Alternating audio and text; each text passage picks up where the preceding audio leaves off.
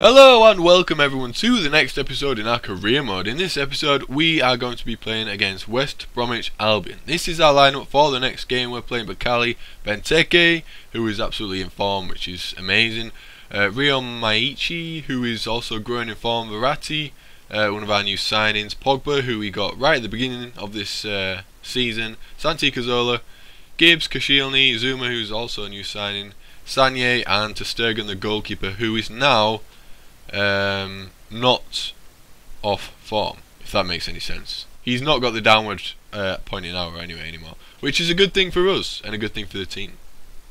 So coming into this game against West Bromwich Albion, we are currently second in the division against Manchester United with the first top spot. So if we get this win, Manchester United have 16 points and we have 14. So if we get this win, we're basically going to be taking over Manchester United, knocking them off the top spot.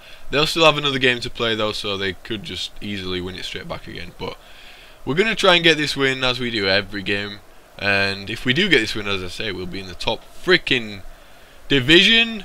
And that means basically we will have a job at the end of this season. The board won't be kicking us out and we won't be living rough on the streets. We'll be able to keep our job because, of course, it is one of our managerial objectives to win the league title. So we're going to get on with some of the highlights.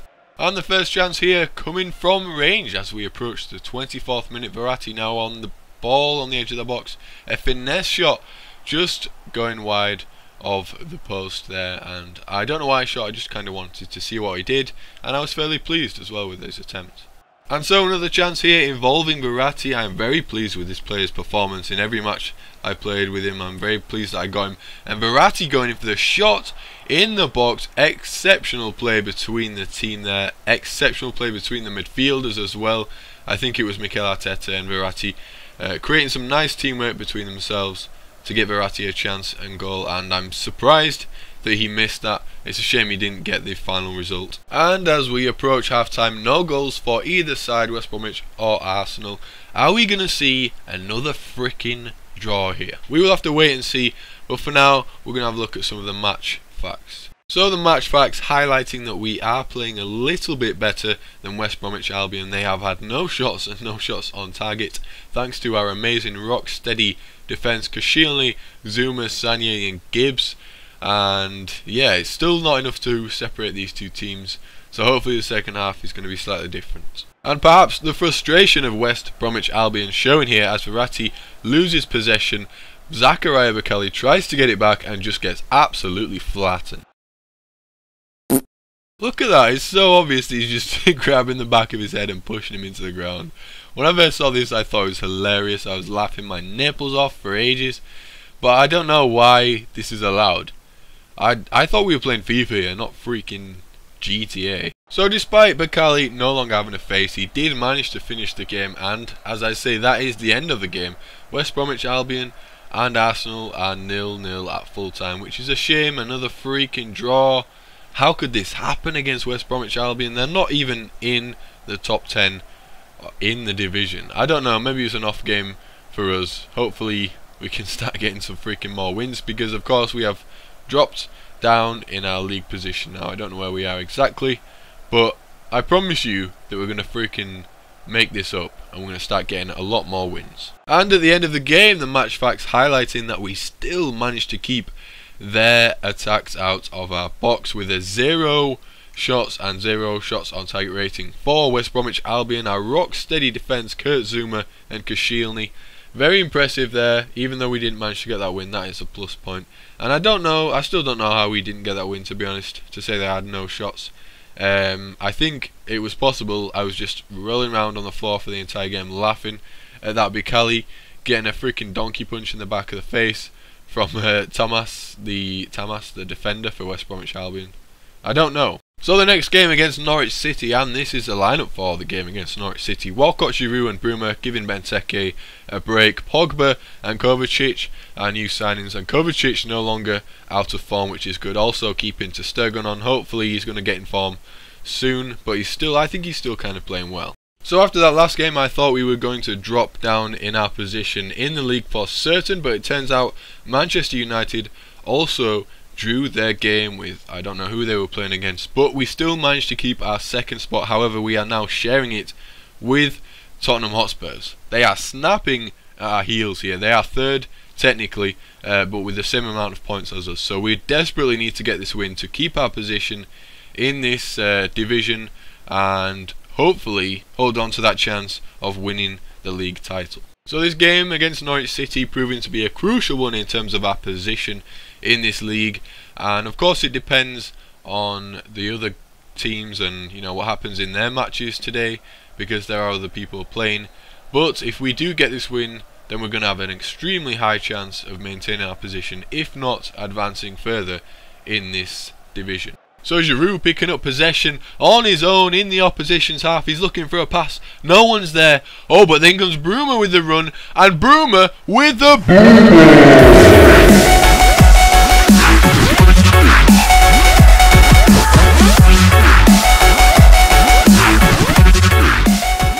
And so BOOOOOMA with the boomer there, 30 minutes, putting us into the lead against Norwich City.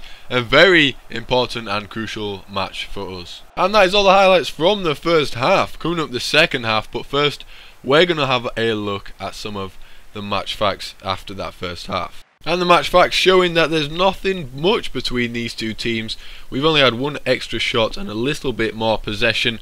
So I think those statistics fittingly representing the actual score at the end of that first half. Coming into the second half now, and I decide to make a change, bring on Mikel Arteta for Pogba, because Pogba was absolutely cream crackered.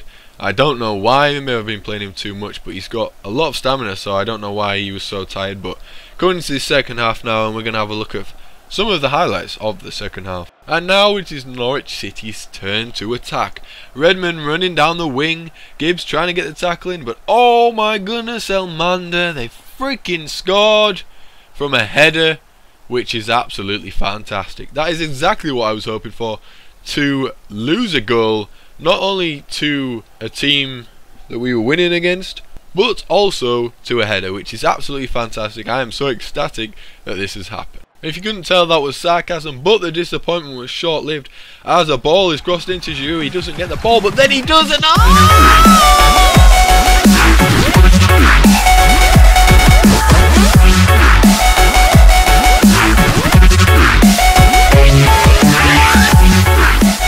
an exceptional finish there from Giroud, and I kind of feel bad now that I haven't been giving him as much game time as perhaps I should have been. But Benteke is still my favourite, but I'm so happy with that goal. That was just an exceptional finish, the balance, and I don't know, he wasn't even looking at the goal, but he managed to get it on target, and it was just in the bottom left hand corner, beat the goalkeeper. It was an exceptional finish. Mikel Arteta running at the wing here, but he is too fat and too slow to beat the defender, and that's the end of that attack. Now it's Buzzelfield for Norwich City with a ball to Redmond, an excellent ball, and Redmond is now on goal, and Stegen comes out and makes an excellent challenge and then ruins it. So just when we think Stegen might be getting back in form, he goes and does something like this. However, you have to give him some credit, because of course he did make this absolutely amazing save. Oh no, wait, he didn't. He let the ball in. But regardless of ter Stegen's performance, we did manage to get the win at the end of that game. And all jokes aside, I do think he's going to be a very good player. Maybe he's potential, because at the moment I just don't think he's really performing for me. But we're still going to keep giving him games, and hopefully his form's going to increase. And at the end of that, the match facts highlighting that it was kind of a close game, and so the score does reflect that also. Olivier Giroud with the 8.0. We did manage to get more possession than them and a few more shots, but as I say, it was kind of an even match. But BOOOOOMA bringing the boomer, that is difficult to say, and also Olivier Giroud with an excellent finish, helping us to get that win against Norwich City. As we advance on through the week, we are approaching a Champions Cup game, and hopefully we're going to see, yes, the table there in the bottom right. We are at the top by 3 points above anyone else, which is excellent. Hopefully if we get this win, we will be securing our position in the knockout stages of the Cup. Vermaelen thanking us for giving him some game time, and then Benteke asking us to play him in the next match, which I think we certainly will. And as you can see, this is the lineup for the next game. Chamberlain now in form, also Benteke still in form, and Diaby still, reaching his potential in terms of form. Gibbs also, and Kovacic is now also rising in form, although still not at the peak of his form. And I think we make another change. I think we bring on Vermaelen again, just so that he isn't moaning, and also, well, technically he is actually one of our best defenders. So for games like this, Champion Cup games, we want our best team on. As you can see, we've got Walcott on there as well. So we're going to go into this match against Aalborg or something. I don't know who they are though, so that's probably a good thing. And coming into this match, we are playing at home, which of course is another good thing. And yeah, I've said it before and I'll say it again. I do think we are in quite an easy group in this Champions Cup. As you can see, we are 3 points ahead of anybody else, so I don't think we're going to be worried about losing this game or losing our position in our group. Approaching the 17th minute now with a chance from Aalborg, and the ball comes out, and oh my goodness, what a save from Stegen, and also what a shot and what a poor clearance from Gibbs. So they did win a corner from that shot, but it is dealt with by Kovacic and Chamberlain, and a nice bit of play here, working it up the wing, gaining some momentum. It's Walcott now. We see Chamberlain. We see Benteke. Benteke is through. He's in on goal. Is he going to shoot? He isn't. Oh!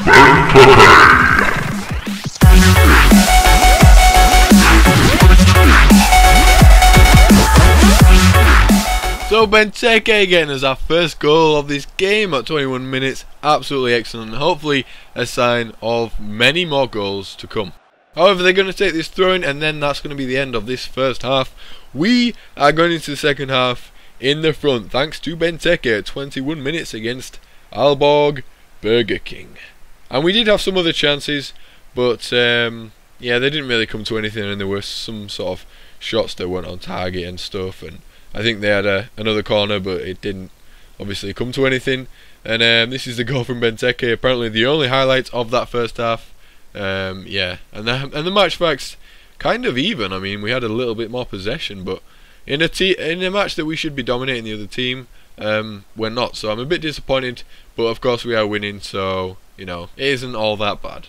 At 65 minutes now, Chamberlain fighting for possession, laying off Kovacic, and Kovacic with the shot, not even coming close to the goal there. According to the game, he doesn't even deserve a replay for that shot.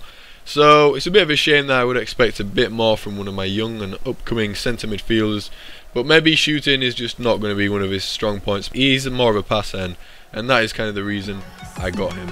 And now we have a corner at 82 minutes. The corner is cleared, but not well. Chamberlain with the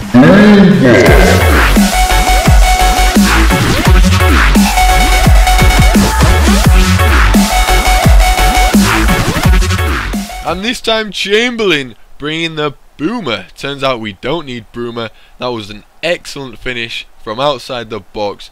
The coach, the manager, the fans, everybody's happy with that goal. We do manage to win another corner at the 85th minute. Are we going to see another goal here? Oh my goodness, the ball comes out. It's Chamberlain. Are we going to see another? No. No more boomers today, ladies and gentlemen. And so, that is the end of the game. And the end of the boom.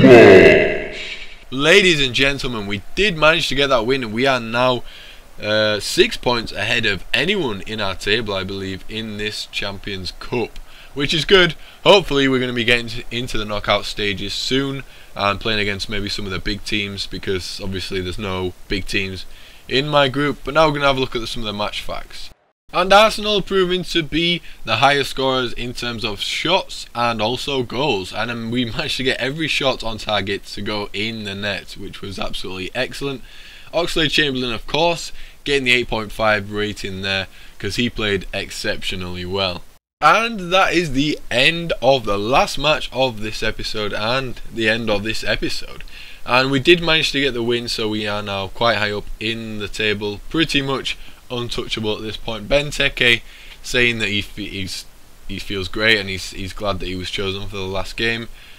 We are still second in our league, and the next match is, I guess, going to decide as to whether we go first up or we go down, because Manchester City right behind us and Spurs right behind them as well. The next matches, of course, we have Manchester City, which is a Capital One Cup game. It should be interesting to see who wins that. We also have another Champions Cup, I think the second leg against Lille SSK, and yeah, it should be interesting to see what happens there. So yeah, as I say, this is the end of the episode. Thank you all very much for watching. I hope you've enjoyed it, and I will see you all in the next video.